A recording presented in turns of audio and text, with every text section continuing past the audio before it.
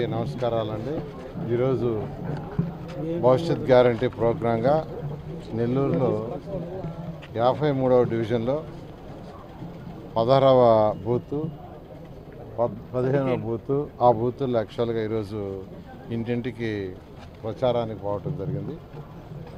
వాటిలో ఇంతవరకు కొన్ని షాపులు కొన్ని ఇళ్ళు తిరిగాం. వాళ్ళందరి యొక్క స్పందన అనూహ్యం. అంటే ఎందుకంటే వాళ్ళు ఒకటే చెప్తున్నారు, సార్ డెవలప్మెంట్ అంటూ నెల్లూరులో జరిగిందంటే నెల్లూరు టౌన్ కానీ నెల్లూరు రూరల్ కానీ 54 డివిజన్లో జరిగిందంటే తెలుగుదేశం ప్రభుత్వ హయాంలోనే. తెలుగుదేశం ప్రభుత్వ హయాంలో దాదాపు అన్ని రోడ్లు కంప్లీట్ చేశారు, వాటర్ లైన్లు వేశారు, under ground sewerage, drinking water, అన్నా క్యాంటీన్, నెక్లెస్ రోడ్, అదేవిధంగా ముస్లిం సోదరులకు బారా షాహిద్ దర్గా డెవలప్మెంట్ కానీ, లేదా వాళ్ళకు ఒక ఫంక్షన్ హాల్ కావాలంటే బ్రహ్మాండమైన ఫంక్షన్ హాల్ కట్టించారు. అంటే మార్కెటింగ్, మటన్ మార్కెట్, అదేవిధంగా చిన్న చిన్న చిరు వ్యాపారస్తులు, అంటే వాళ్ళు కేవలం ఒక టార్పాల్ పట్టు కింద గుడ్డల వ్యాపారం చేసుకున్నాడు, పాత గుడ్డల వ్యాపారం, వాళ్ళకి బ్రహ్మాండంగా కొట్లు కట్టించాం. అదేవిధంగా ఫిష్ మార్కెట్. ఈ విధంగా నెల్లూరు సిటీలో అనేక డెవలప్మెంట్ జరిగిన విషయం నేను చెప్పలేదు, వాళ్ళే గుర్తు చేస్తున్నారు. అందుకు నిజంగా నాకు ఎంత హ్యాపీగా ఉందంటే అంత హ్యాపీగా ఉంది. నిజంగా ఎంత ఆనందంగా ఉన్నానంటే, జనరల్గా ఏంటంటే మేము అవి చేసాం ఇది చేసామని చెప్పుకోవాలా ఎలక్షన్స్ ముందు.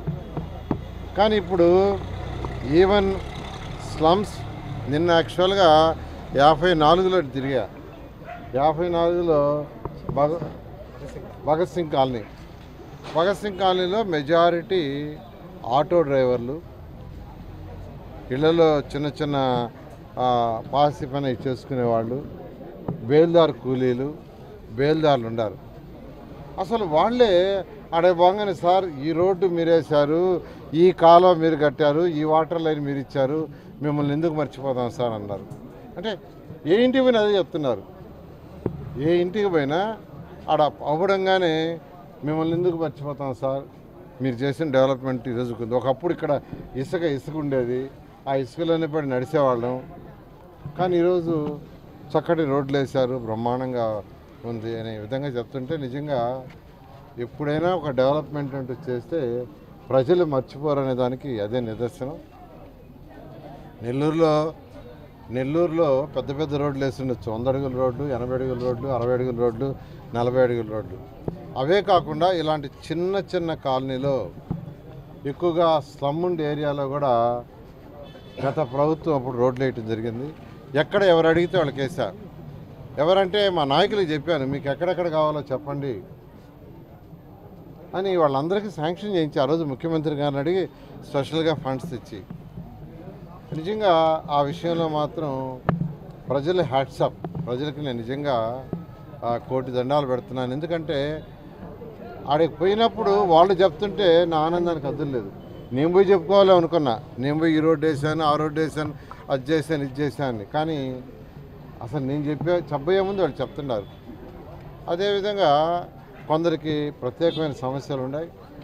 ఇప్పుడు యాక్చువల్గా ఇక్కడ రోడ్డు ఎక్స్పాన్షన్ జరుగుతుంది, దానికి బ్యారేజ్ మీద బ్యారేజ్ కడుతున్నారు. అయితే ఆ లైన్ పోతూ ఎక్కువ లెంత్ మార్కింగ్ చేశారు. అంత కాకుండా వాళ్ళకి ఎంత అవసరమో అంతవరకు చేసుకోమనండి, అప్పుడు మా వ్యాపారాలు ఇబ్బంది పడవు. అదేవిధంగా ఇక్కడ ఒక టెంపుల్ ఉంది, ఆ టెంపుల్ కూడా ఇబ్బంది పెడుతున్నారు. నేను అదే చెప్పాను, మరొక 3 నెలలు ఆగండి, ప్రభుత్వం మారుతుంది, మారిన తర్వాత అధికారులు పిలిచి వాళ్ళకి ఎంత కావాలో అంతవరకు తీసుకునేటట్టుగా చేస్తామని చెప్పడం జరిగింది. ఎందుకంటే ఏదైనా కూర్చొని డిస్కషన్ చేసి ఎక్సెస్ ఏరియా కాకుండా వాళ్ళకి నిజంగా రోడ్డుకి ఎంత కావాలో అంతవరకు వచ్చేటట్టుగా చేస్తామని యాక్చువల్గా ఆ టెంపుల్ ఎవరైతే మేనేజ్ చేస్తున్నారో వాళ్ళు, ఇక్కడ ఉన్న షాపు యొక్క ఓనర్లకు కూడా చెప్పడం జరిగింది. నేను ఒకటి చెప్తున్నాను, గత ప్రభుత్వం తెలుగుదేశం ప్రభుత్వం ఉన్నప్పుడు సర్రేపల్లి కెనాలు, జాఫర్ కెనాలు, పెన్నార్ ఎవరంతా ప్రచారం చేశారు వైసీపీ నాయకులు. నారాయణ సార్ ఇళ్ళని తీసేస్తున్నాడు, ఇళ్ళని కొట్టేస్తున్నాడు, ఇళ్ళని. నేను ఒక్క ఇల్లు అంటే ఒకటి కొట్ల, సర్రేపల్లి కాలువ టచ్ చేయలే, పెన్నా రివరు టచ్ చేయలా, జాఫర్ కెనాల్ టచ్ చేయలా. ఆఖరికి 42లో కూడా ఒక రోడ్డు వేయాలంటే కొద్దిగా పోద్దంటే అది కూడా ఆపేశా. 42వ డివిజన్లో ఒక రోడ్డు మిగిలిపోయింది. ఆ రోడ్డు వేయాలనుకుంటే కొద్దిగా మనలు పోతాయి, మొత్తం షాప్ కాదు, మనలు. దాన్ని కూడా అధికారులకు ఏం చెప్పానంటే మీరు ఆపేయండి అని చెప్పా. అలా ఎందుకంటే నేను ఒక పేద కుటుంబం నుంచి వచ్చిన వాడిని. నేను చదివింది, ట్యూషన్లు స్టార్ట్ చేసింది ఒక గుడిసెలో, తాటాకల ఇంట్లో. దానికి సాక్ష్యం మీకు అందరికీ తెలియకపోవచ్చు. చాలా మందికి ఆనం వెంకట రమణారెడ్డి ఎవరైతే ఉన్నాడో ఈరోజు సోషల్ మీడియాలో వెరీ పాపులరు, అతని నేను చదువు చెప్పింది 1979 ఆ గుడిసెలోనే. వాళ్ళందరూ నా స్టూడెంట్స్. కాబట్టి నాకు ఆ గుడిసెలో ఉండేవాళ్ళ యొక్క ఇబ్బందులు, వర్షం వస్తే వాళ్ళ ఇబ్బందులన్నీ నాకు తెలుసు. అందువల్ల ఎవరి ఇళ్ళు తొలగించము. వాళ్ళేదో ప్రచారం చేశారు, కానీ ఇప్పుడు తొలగించింది వాళ్ళే. సరేపల్లి కెనాల్ పక్కన తొలగించేశారు, జాఫర్ కెనాల్ పక్కన తొలగించారు. మొన్న పోతే వాళ్ళు ఏదంటున్నారు, సార్ ఇంకుంటాయో ఉండవు, అప్పుడేమో మేము తొలగించము నారాయణ సార్ తీసేస్తారని ప్రచారం చేశారు, మీరేమో టచ్ చేయలేదు. వాళ్ళు వచ్చి ఈరోజు మా తొలగించేశారు, ఇలా చేశారని. కాబట్టి నేను అందరికీ చెప్తున్నాను, ఎవరిని కూడా ఇబ్బంది పెట్టే నేచర్ నాది కాదు. మీకు అందరికీ తెలుసు, నాది డెవలప్మెంట్ వర్క్. మార్నింగ్ 6 నుంచి రాత్రి 12 దాకా వర్క్ చేస్తా, అందరికీ తెలుసు.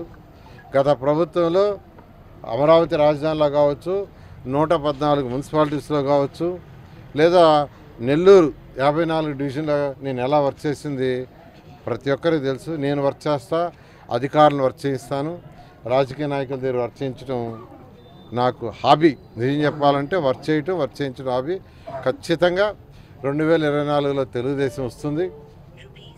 ఇంతవరకు నేను తిరిగిన దాంట్లో సర్వేపల్లి కెనాల్ కట్ట కానీ, జాఫర్ కెనాల్ కట్ట కానీ, లేదా సర్వేపల్లి కట్ట 90% తిరిగేశాను. ప్రతి ఇంటికి తిరిగా. నాకు అనేక సమస్యలు అర్థమైనాయి. అది అయిన తర్వాత ఇప్పుడు 54, 53, 51, 13 ఈ 4 మొదలుపెట్టా. ఒక 4 తీసుకొని డివిజన్లు తిరుగుతుండా 54, 53, 13, ఆ తర్వాత 51. ఎందుకంటే అక్కడ ఎక్కువగా చిన్న పనులు చేసుకునేవాడు ఉన్నారు. మిగతా దగ్గర లేరని కాదు, ఎక్కువ మంది. అందుకని వాళ్ళ సమస్యలను ఫస్ట్ అర్థం చేసుకుని